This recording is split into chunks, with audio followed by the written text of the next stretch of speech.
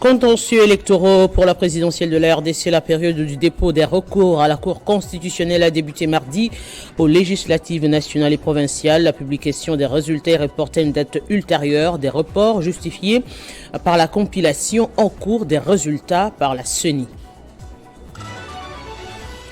Des voyageurs qui ont quitté Kinshasa pour Bandundu se retrouvent bloqués à cause du phénomène Mobondo, une situation qui nous permet de revenir sur la question d'insécurité dans le Mai-Ndombe avec le rapporteur de l'Assemblée provinciale du Mai-Ndombe et élu de Kwamut, David Bissaka Kezeza. Et en sport, Cannes 2024, les léopards qui séjournent à Dubaï ont débuté la préparation sur terrain, une préparation de 10 jours avant de rejoindre la Côte d'Ivoire pour le go de la 34e édition. Bienvenue dans ce journal sur Télé 50, élection présidentielle en République démocratique du Congo. C'est mardi qu'a débuté la période du dépôt de recours à la Cour constitutionnelle en contestation des résultats publiés par la Commission électorale nationale indépendante. La Cour doit normalement les examiner et se prononcer d'ici la fin de la semaine prochaine. La Commission électorale nationale indépendante a proclamé les résultats provisoires de la présidentielle, annonçant la victoire du président Félix Tshisekedi. De cette proclamation des résultats provisoires, les candidats qui comptent contester ces résultats provisoires disposent d'un délai de 2 jours pour saisir la Cour constitutionnelle. C'est conformément à l'article 73 de la loi électorale qui précise ceci.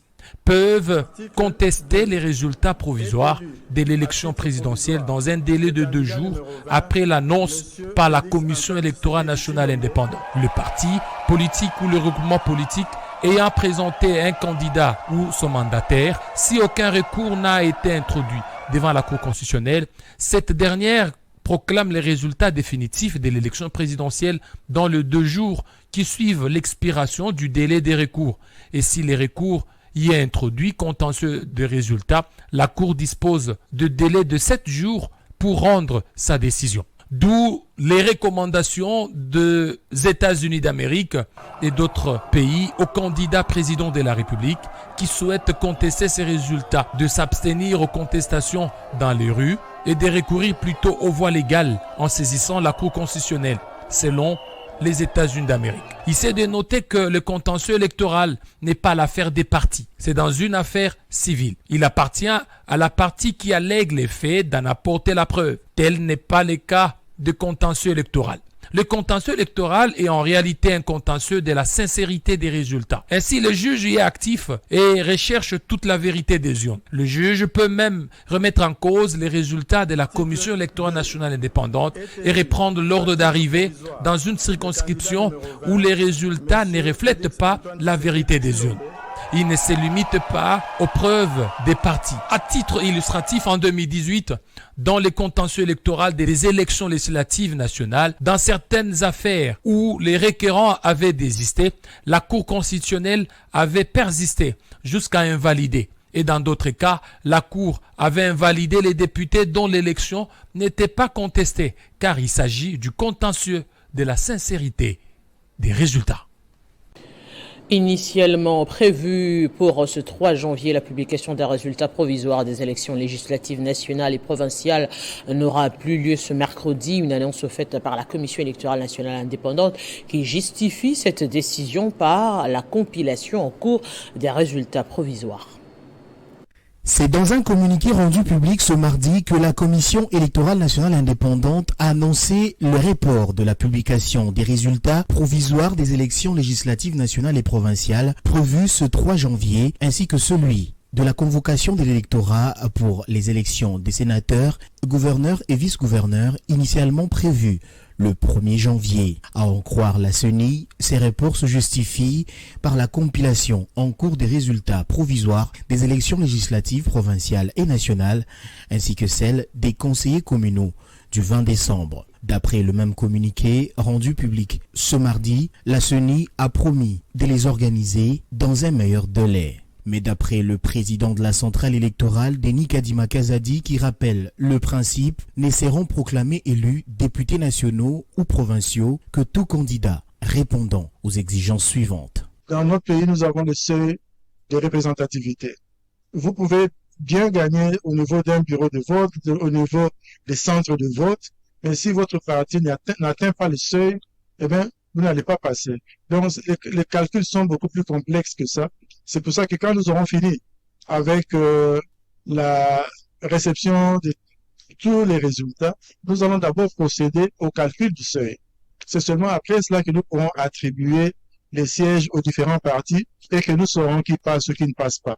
Alors que la CENI s'apprête à rendre publics les résultats des législatives nationales et provinciales au sein des états-majors des partis politiques et regroupements politiques, l'impatience est totale. Cependant, plusieurs irrégularités ont été décriées lors des élections du 20 décembre. La Commission électorale nationale indépendante, qui a déjà mis en place une commission d'enquête pour identifier tous les cas d'irrégularité, promet d'apporter toutes les réponses aux préoccupations soulevées par l'opposition et les religieux. Et à l'occasion de la réélection du chef de l'État Félix Tshisekedi pour un second mandat à la tête de la République, le membre de l'Union pour le renouveau républicain parti cher à Georges Mukuna se sont réunis devant leur siège pour exprimer leur satisfaction. Bénédicte Ntoya. C'était un moment de joie pour les membres du parti l'Union pour les renouveaux républicains après la publication officielle des résultats de la présidentielle du 20 décembre dernier proclamant Félix Antoine Tshisekedi vainqueur. À cette occasion, les cadres et militants du parti Iréréa se sont rassemblés devant leur siège pour célébrer cette victoire. L'autorité morale de notre parti, M. Mukuna Luabing Georges, a invité les membres de notre parti pour célébrer cette réélection du président de la République. Malgré la pluie qui s'est abattue sur la ville de Kinshasa ce 31 décembre, l'organisation et la mobilisation étaient fortes pour ce parti politique qui a réussi à manifester sa satisfaction après le verdict de la CENI. Pour Georges Mukuna Luabing, qui se trouve à la tête de ce parti républicain, la mission et de restaurer la grandeur de la RDC et partager ainsi la vision du président réélu Félix Antoine Tshisekedi pour ce nouveau mandat. L'ambiance a été totale. Les rénovateurs, membres de l'URR, ont ainsi brandé le portrait de Félix Antoine Tshisekedi, réélu pour un nouveau quinquennat avec plus de 13 millions de voix, soit un score de 73%. Les rénovateurs et leur autorité morale, Georges Mukuna Luabing, félicitent donc Félix Antoine Tshisekedi tout en mesurant les défis des 5 prochaines années. Demain commence aujourd'hui avec l'URR. Je le disais en titre, dans la province du Mai-Ndombe, territoire de Kwamouth, nous apprenons qu'une centaine de voyageurs partis de Kinshasa pour Bandundu seraient bloqués depuis quelques jours à cause de la résurgence en puissance du phénomène Mobondo. Les sources environnantes indiquent par ailleurs que plusieurs villages se sont complètement vidés de leurs habitants face à l'avancée de cette milice. Pour en parler, nous recevons pour vous le rapporteur de l'Assemblée provinciale du Mai-Ndombe et élu de Kwamouth, M. David Bissaka Keziza. Bonjour et bienvenue sur Télé 50. Bonjour, merci madame. Alors, monsieur David, vous êtes élu de Kwamouth dans le Mai-Ndombe et rapporteur au niveau de l'Assemblée provinciale. Quelle est la situation actuelle dans l'affaire Mobondo? Merci madame pour la question et surtout pour cette opportunité. La situation dans le Kwamouth, où la situation sécuritaire devient de plus en plus compliquée. Aujourd'hui, là que je vous parle, c'est quelques villages qui étaient restés commencent à se vider de sa population. Au départ, c'était le Chenal, le Cassès, et aujourd'hui, c'est la RN17 qui constitue aujourd'hui le bassin de Fiasco. C'est depuis la semaine passée que je criais à travers plusieurs médias pour alerter que quelque chose ne tenait plus là-bas. Et c'est depuis avant-hier que les militaires étaient attaqués par les Mobondo. Et quand la population avait été informée que les capitaines qui commandaient les troupes qui étaient sur le terrain n'étaient plus en vie, c'est là que la panique était dans la tête des gens et que toute la population avait pris fuite. Aujourd'hui, là, même le bis qui faisait Bandundu-Ville ne pouvaient plus traverser les Nganda-Bangala. Alors les bus étaient stationnés à Massiambio. Les clients attendaient à ce que les militaires puissent rétablir la paix, en fait qu'ils puissent continuer leur voyage. Alors qu'est-ce fait concrètement? Oui.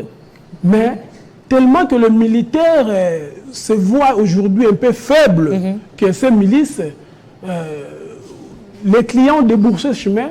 Et aujourd'hui que je vous parle, une centaine, plus de 100 personnes font le pied de Massiambio pour rejoindre Kinshasa qui est à plus de 200 km. Alors que fait concrètement le gouvernement provincial pour éradiquer ce phénomène qui est à la porte de Kinshasa, capitale de la République démocratique du Congo? Le gouvernement provincial déjà en perte de vitesse. Vous savez que la situation est déjà au niveau de la présidence. Pour votre information, le président la présidence de la République avait déjà envoyé à plusieurs reprises de missions. Alors quand la présidence engage déjà une situation, le gouvernement provincial ne peut plus, n'est-ce pas, réengager et aller dans le même front que le gouvernement central. Donc la situation aujourd'hui, c'est au niveau du gouvernement central qui, par moment, reste silencieux devant cette histoire. Et pourtant, les gens sont en train de mourir à quelques kilomètres de Kinshasa, madame. Aujourd'hui, alors quelles sont les propositions pour aider justement le gouvernement à mettre fin à cette situation? Rééquiper les militaires qui sont au front, changer au besoin le commandement. Chercher à faire sortir la population qui sont en train, les gens qui font le pied là-bas. S'il faut chercher les véhicules, hier j'étais au ministère de l'Action humanitaire, malheureusement on n'avait pas réussi. Il faut chercher dirigeance des véhicules et le carburant pour aller chercher le paisible citoyen congolais du territoire de Kwamutu qui sont en train de souffrir à la route RN17, à la route numéro 17. Donc vous êtes précisément ici à Kinshasa pour également rencontrer les autorités gouvernementales pour question de résoudre cette situation quand même. Pas seulement moi, madame, le chef coutumier du territoire de Kwamutu, soit à Kinshasa, il y a aujourd'hui, jour pour jour, 1 année, 8 mois pour rencontrer les chefs de l'État, mais on ne les reçoit pas. Toutes les démarches, on a vraiment épuisé toutes les démarches, toutes les formules, voire même pour que ces chefs coutumiers-là voient les chefs de l'État, qu'ils expliquent eux-mêmes aux chefs sur ce qui se passe réellement dans les territoires de Kwamutu, mais malheureusement, depuis tout ce temps ici, je vous dis, 1 année, 8 mois qu'ils sont ici, ils n'ont jamais été reçus. Et nous, les députés, on a un siège notre national, et nous, les provinciaux, on a tout fait pour expliquer de vive voix aux autorités sur ce qui se passe chez nous, parce qu'il n'y a personne qui peut expliquer réellement aux chefs, voire même au VPM, ce qui se passe dans le Kwamutu, si ce n'est pas que nous, les notables de ces coins. Donc la question revient justement au vice-premier ministre de l'Intérieur. Oui. Hier, j'étais dans son cabinet et j'ai trouvé personne. Oui. Ministère de l'Action humanitaire, Affaires sociales, justement pour aussi aider les populations à pouvoir se déplacer. Grand merci à vous, monsieur David Bissaka. Je rappelle que vous êtes élu de Mai-Ndombe, mais également rapporteur au niveau de l'Assemblée provinciale de Mai-Ndombe. Merci beaucoup. Justement, on continue cette fois-ci avec l'actualité sur le continent. C'est désormais officiel. L'ambassade de France au Niger est fermée jusqu'à nouvel ordre. Ce sont les termes du communiqué publié hier mardi par le Quai d'Orsay. La décision est prise en décembre, prend alors effet dès ce mois de janvier. C'est depuis le mois de juillet que Paris et Niamey entretiennent des relations à couteau tiré. Après le coup d'État militaire et les renversements du président Mohamed Bazoum, les deux pays entretiennent des relations désagréables. La fermeture d'une ambassade, mesure extrêmement grave, avait été décidée en parallèle au retrait des derniers soldats français déployés au Niger dans le cadre de la lutte antiterroriste qui ont quitté le pays le 22 décembre. L'ambassade de France au Niger est désormais fermée jusqu'à nouvel ordre. En effet, depuis 5 mois, notre ambassade subit des graves entraves rendant impossible l'exercice de ses missions, blocus autour de l'ambassade, restriction des déplacements pour les agents et refoulement de tous les personnels diplomatiques qui avaient rejoint le Niger. Une déclaration faite selon le Quai d'Orsay. Malgré cela, l'ambassade poursuivra néanmoins ses activités depuis Paris.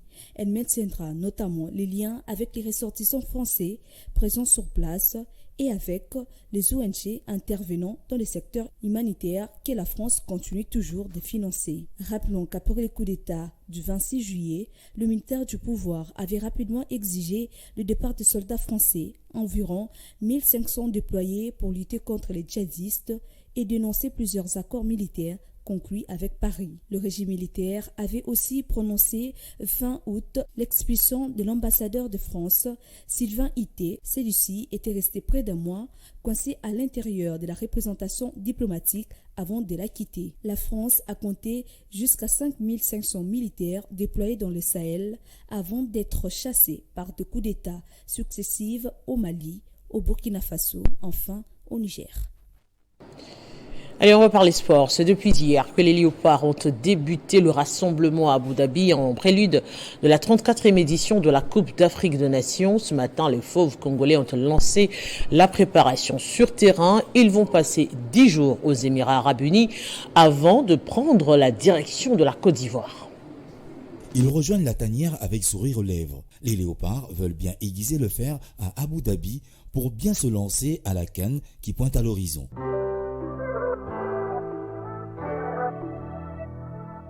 Sur place, aux Émirats Arabes Unis, les Fauves congolais vont tester leur niveau en livrant 2 matchs amicaux, respectivement contre le Palancas Negras d'Angola et les Étalons du Burkina Faso. Ici, sur la préparation, on aura 2-3 matchs à jouer et après, c'est la CAN qui va s'annoncer. Donc, on sait déjà qu'on est prêt et on a eu le temps vraiment de se reposer aussi 2-3-4 jours parce que nous, on a fini le championnat le 26. Je pense qu'on est frais. Pour entamer la préparation et puis aller finir avec la CAN. N'étant pas favoris pour cette CAN, les Léopards rassurent tout de même qu'ils ne viendront pas en victoire expiatoire. Mes impressions sont qu'on va essayer d'aller le plus loin possible et tout donner pour le peuple. Déjà d'être là, je suis très fier d'être sélectionné pour cette CAN. C'est une énorme chance pour tout le monde, pour le pays. Et on va travailler fort pour représenter bien le pays. Logé dans le groupe F, la RDC entrera en danse le 17 janvier contre la Zambie avant d'affronter le Maroc le 21 et finir contre la Tanzanie le 27 du même mois. C'est la fin de ce journal. On prend le rappel des principaux titres. Contentieux électoral pour la présidentielle de la RDC. La période du dépôt des recours à la Cour constitutionnelle a débuté depuis hier mardi. Aux législatives nationales et provinciales, la publication des résultats est reportée à une date ultérieure. Des reports justifiés par la compilation au cours des résultats par la CENI. Des voyageurs ont quitté Kinshasa pour Bandundu se retrouvent bloqués à cause du phénomène Mobundo, une situation qui nous permet de revenir avec la question d'insécurité dans le Mai-Ndombe avec le rapporteur de l'Assemblée provinciale du Mai-Ndombe, élu de Kwamout, que vous avez suivi dans ce journal. Et en sport CAN 2024, les Léopards qui séjournent à Dubaï ont débuté la préparation sur terrain. En préparation, justement, une préparation de 10 jours avant de rejoindre la Côte d'Ivoire pour le go de la 34e édition. On parle ici de la CAN 2023. Restez avec nous pour la revue de presse.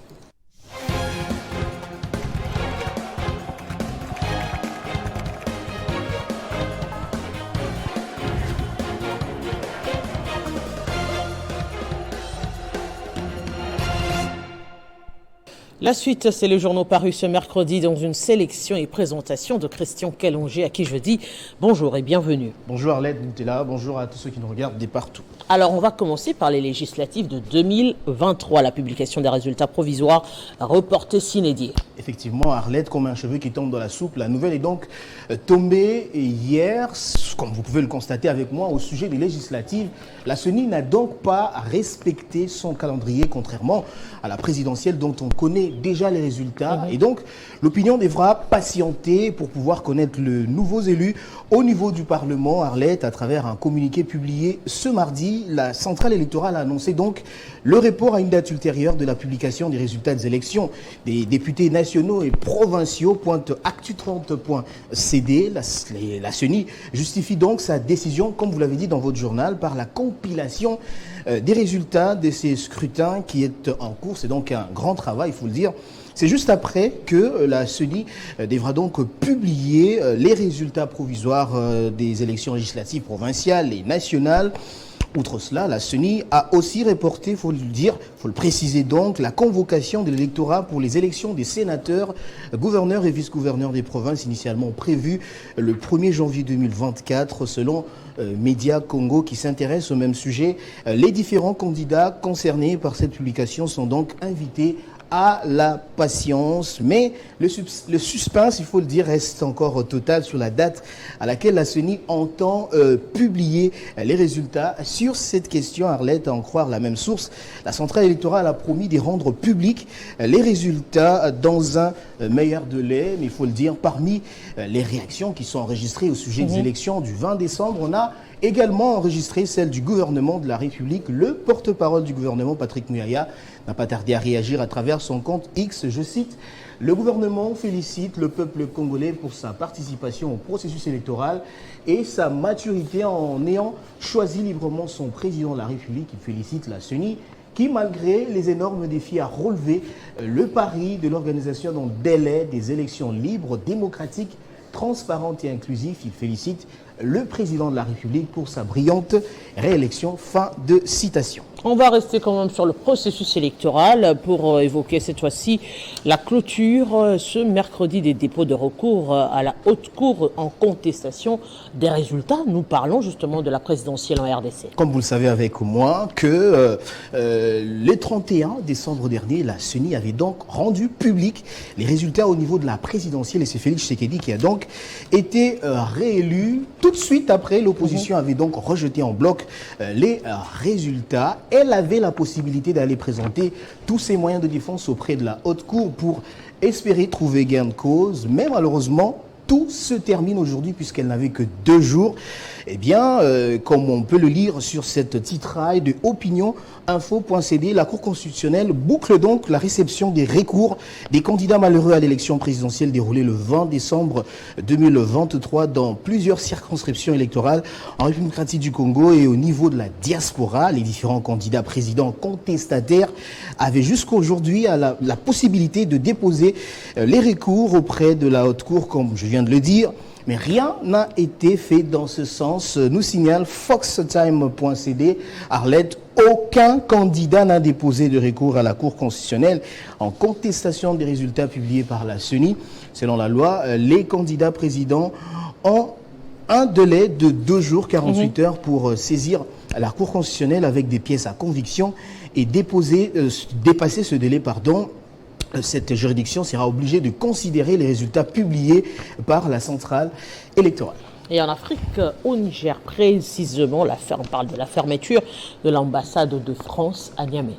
Une crise s'est construite entre les deux pays, il faut le dire, depuis un bon bout de temps. Et l'ambassade de France au Niger, dont Paris avait annoncé la fermeture peu avant Noël, est officiellement close jusqu'à nouvel ordre et poursuivra ses activités depuis Paris, a annoncé mardi le ministère des Affaires étrangères français, pointe France24.com. Ceci est simplement la conséquence, faut le dire, de la crise qui persiste depuis un bon bout de temps entre les deux pays. Le Niger, ce pays qui venait, comme vous le savez, de connaître un coup d'État, a développé une sorte de désamour envers la France, se ralliant ainsi à la Russie, à l'instar d'autres pays également. Comme on le sait très bien, la fermeture de l'ambassade de France n'est donc pas une surprise. Je remercie à vous, Christian Calongi, pour cette sélection. Je vous en prie, d'ailleurs, une première présentation en duo pour cette année 2024. Donc, meilleurs vœux et bonne année à vous. Merci pareillement, Arlette. Et oui, aimables téléspectateurs, bonne année à vous également pour cette nouvelle année 2024. Ce journal est complètement terminé. À tous, merci de l'avoir suivi.